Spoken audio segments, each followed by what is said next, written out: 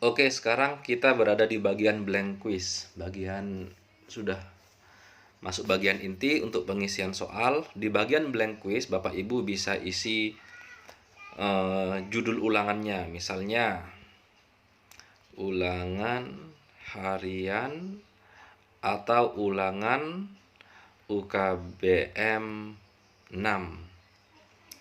Lalu setelah itu di bagian deskripsi formulir, Bapak Ibu bisa mengisi dengan pilihlah jawaban yang menurut kalian benar.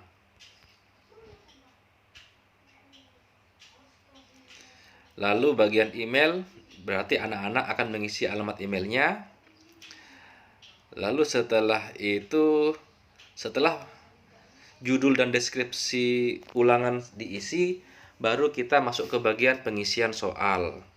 Di bagian bawah ada 1, 2, 3, 4, 5, 6. Ini bagian nambah pertanyaan. Di pojok bawah bagian kiri nambah pertanyaan. Kalau yang ini impor pertanyaan dari file lain. Kalau yang ini tambahkan judul dan deskripsi, jadi nambah judul dan deskripsi lagi. Bagian ini jika ulangannya mau ditambah gambar, judulnya bagian atas itu. Ini jika ingin menambah video, tapi lebih baik bagian video ini dihindari biar tidak berat. Terus bagian ini tambahkan bagian. Nah, ini misalnya bagian-bagian lain. Misalnya bagian yang lebih susah bisa bagian ditambah di sini. Tapi saya skip aja, saya hapus. Hapus bagian. Oke, langsung saja kita ke menambah soal. Caranya diklik di pojok kiri bawah ini plus. Lalu pilihannya pilihan ganda. Tapi untuk yang pertama kali saya pilih jawaban singkat. Saya akan menanyakan nama, kelas, dan absen berapa anak yang mengisi ini. Meskipun anak itu sudah mengisi alamat email, tetapi tetap saya akan minta nama, kelas, dan absennya untuk konfirmasi ulang. Takut saya salah memasukkan nilai. Itu yang pertama. Meskipun nama, absen, dan kelas nanti berada di urutan soal nomor berapa, karena saya sudah sengaja mengacak soal tadi, tidak masalah. Yang penting saya tahu ini jawabannya siapa. Maka akan saya tanyakan dulu nama, absen, dan kelas dari anak tersebut. Kunci jawabannya saya tidak usah kasih kunci jawaban. Selesai. Terus poin nilainya juga tidak ada poin nilai, 0. Selesai. Lalu wajib diisi saya centangi agar anak-anak itu wajib mengisi. Sebenarnya sih wajib diisi semua. Terus di sebelah bagian kanan tanda titik ini, titik 3, saya klik deskripsi validasi respon, tidak usah diisi. Lalu kita beranjak ke soal nomor 1. Tanda plus lagi di pojok kiri bawah. Soal nomor 1. Misalnya soalnya binatang yang membawa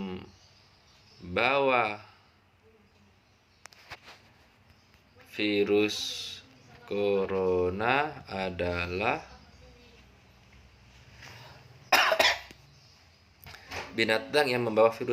adalah pilihannya pilihan ganda. Pilihan nomor 1 kucing, tambahkan lainnya. Nomor 2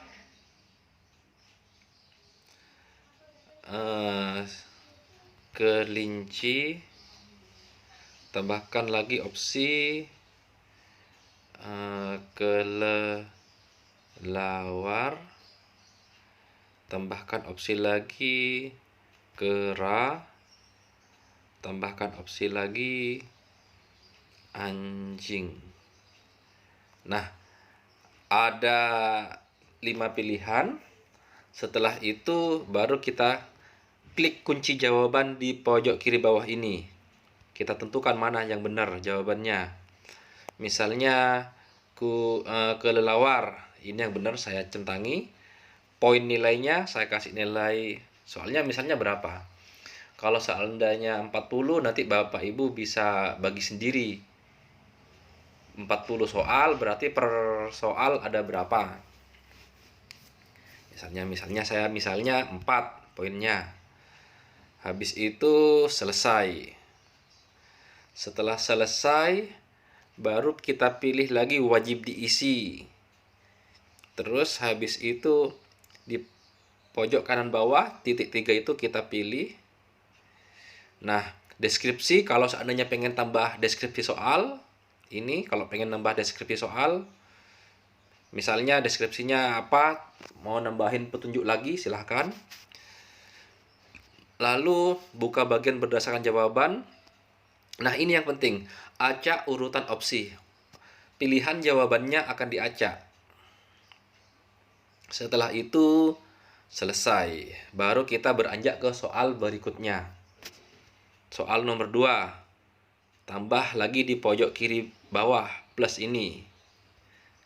Soal nomor 2. Negara yang pertama kali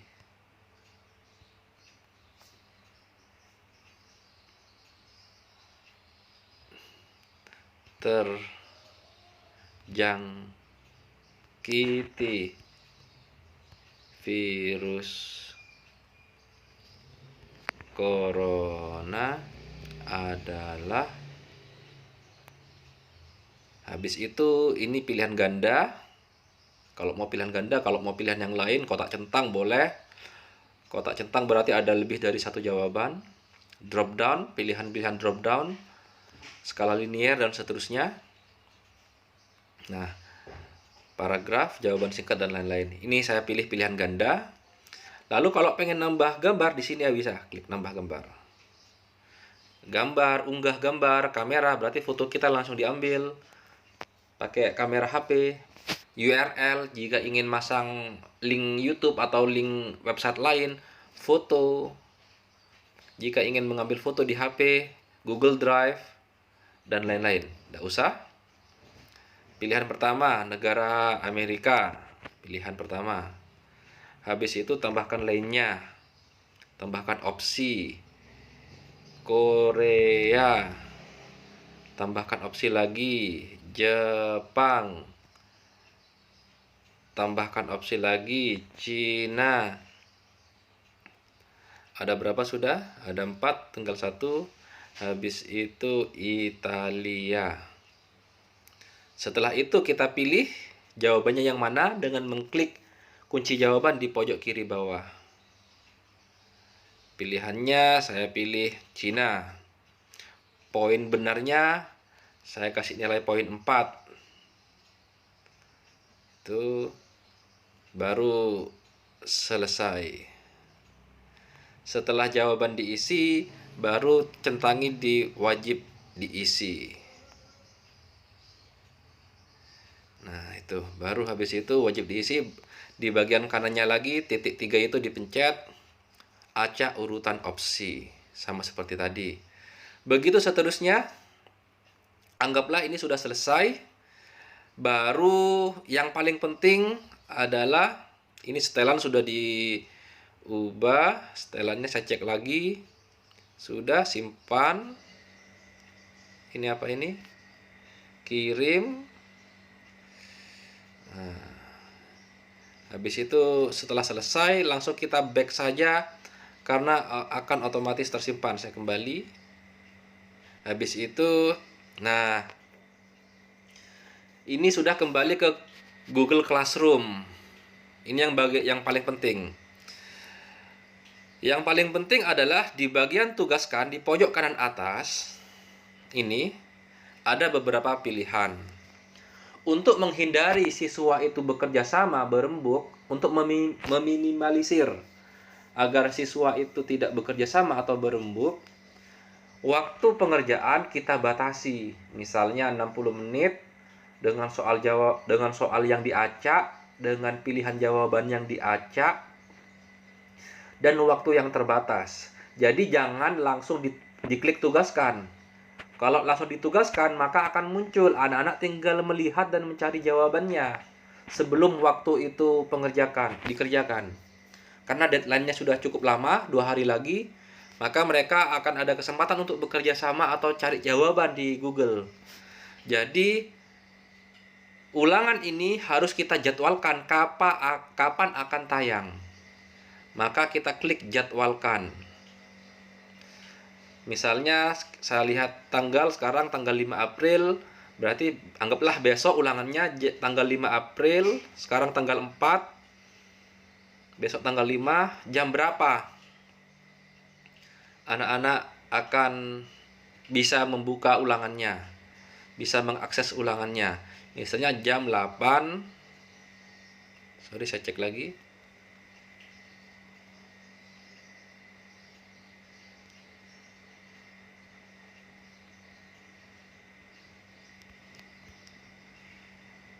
Jam 8.00 misalnya. Jadwalkan. Maka besok jam 8 ulangan ini akan terbit. Nih, tertulis dijadwalkan untuk besok. Dijadwalkan untuk besok tanggal 2. Saya cek lagi. Jadwalkan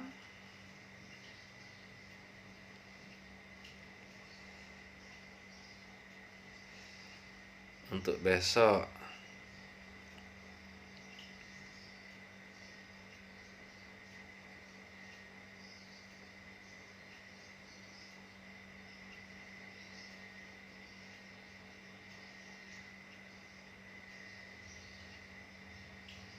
Nah, batas tanggal dan waktu ini karena jam 8, kalau memang kita ingin kasih waktu hanya misalnya 60 menit, tadi dijadwalkan jam 8, maka kita ubah menjadi 09.00.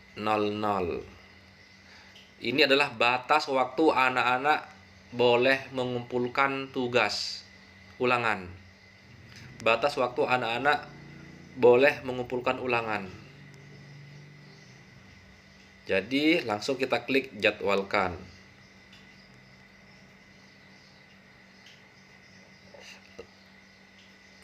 Nah, berarti ulangan ini akan dijadwalkan untuk besok jam 8 dan batas pengerjaannya sampai jam 9. Begitu saja tutorial kali ini, semoga bermanfaat. Dan wassalamualaikum warahmatullahi wabarakatuh. Jadi ini adalah tampilan di aplikasi Google Classroom aslinya, bukan pakai browser lagi, langsung di aplikasi Google Classroom seperti biasanya. Tampilannya seperti ini. Kita bisa lihat di bagian atas itu bagian hitam bahwa ulangan ini dijadwalkan akan tayang besok tanggal 5 jam 8 pagi. Jadi dari jam 8 pagi anak-anak sudah boleh mengerjakan ulangannya. Dan kita lihat di bagian bawah itu tulisan due, itu berarti batas akhir atau tenggat akhir anak-anak boleh mengerjakan dan mengumpulkan ulangannya.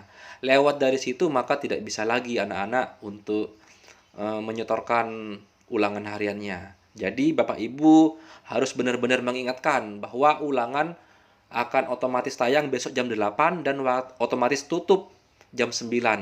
Jadi sebelum jam 9 harus terkirim. Jadi seperti itu saja.